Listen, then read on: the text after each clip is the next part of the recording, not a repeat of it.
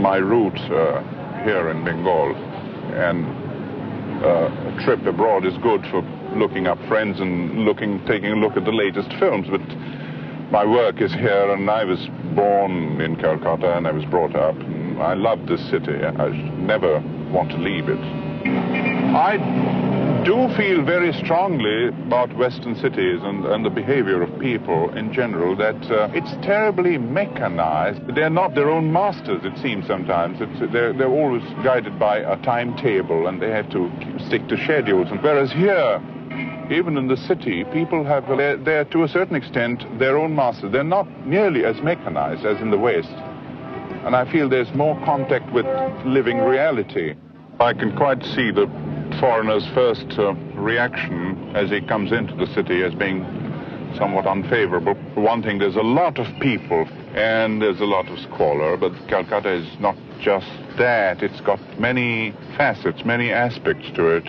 It's an extremely rich and dense and complex city, and as a filmmaker, that is what mainly fascinates me, because even now I keep on discovering parts of the city which I'd never known before. It's very lively, and it's intellectually very alert, because we have a very strong theater movement, literary movement.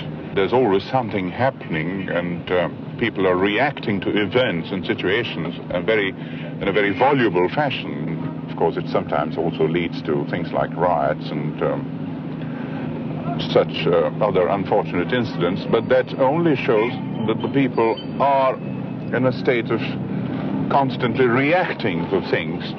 And as a filmmaker, I find this interesting. Ever since my first film, I've used both professionals and non-professionals, and also people who'd never faced the camera or never even thought of facing the camera. When I write my scenario, I have each character I can sort of visualize, and I look for people, for faces, which conform to my visual conception of an actor. And if I find a professional who fits the part, I take a professional. If not, then I start looking around for amateur actors or non-actors even, people just whom I meet on a tram or a bus on the street. There's a belief that all children are natural actors, which they're not. I had great trouble with a boy in Pathirpachali. He was very shy, and I had to use all my patience, my persuasion. I treat them as adults. I sort of take them into my confidence and whisper instructions to them. And I find that after maybe the first day or the second day onwards, they're very obedient, and they do what I ask them to do.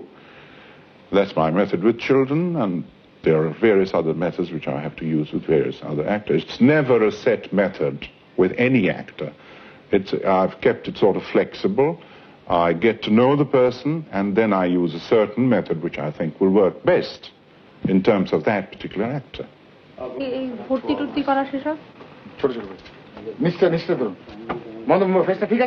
India, with its huge home market, is one of the world's largest film producers. There are studios in several cities, production in half a dozen languages. Action!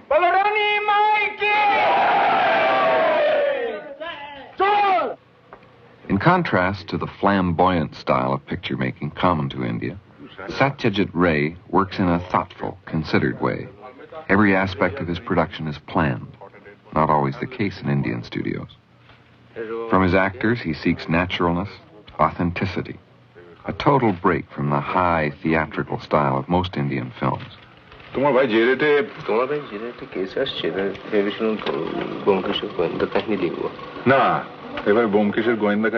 Mr. Ray is wonderful to work with because he is very patient.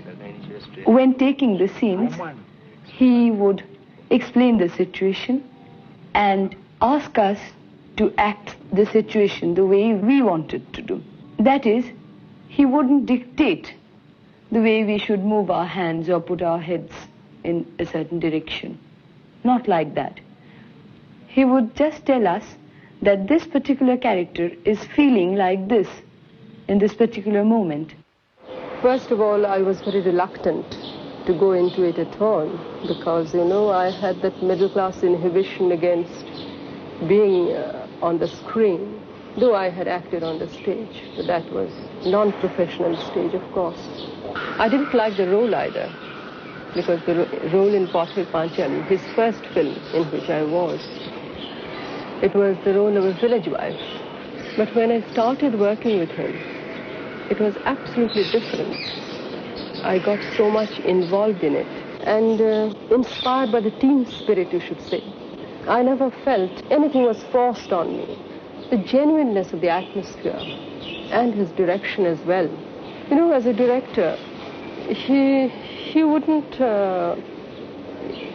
he would just describe the particular scene or the emotion he wants me to do, and would just stand by and see how I can do it. So I also felt that I was contributing to the creation, to his creative effort. Well, two leading young stars of the Bengali films, both discoveries of Ray, actor Soumitra Chattopadhyay and actress Madhubai Mukherjee. She was being offered with a role that time. She only went there with the sole intention of meeting a great director, and she was very much impressed by him. The second time when you went there, you were offered with the role. না সব রকমই যদি প্রথমে স্বাধীনতা দেন তারপরে যদি না পারেন. She says that he gives you entire liberty to perform in the beginning. He interferes only when you make a mistake or he wants to guide you or correct you in some direction. Both in the studio and on location, Ray's work is well prepared. There's a steady output, 1 or 2 films each year. The tempo of rehearsal is calm, but quick. His actors and crew work smoothly. When we are shooting in a studio, the shots are taken more or less as they're planned, because you're limited in terms of the set and angles. আবার ওটাকে নিয়ে পড়েছো? আপনি বললেন না মানে? হ্যাঁ, আচ্ছা বলো। বিচিত্র জীবী সাপ, একটু কাছে নিতে হবে এখানে, আমার সাপকে দেওয়া চলে না।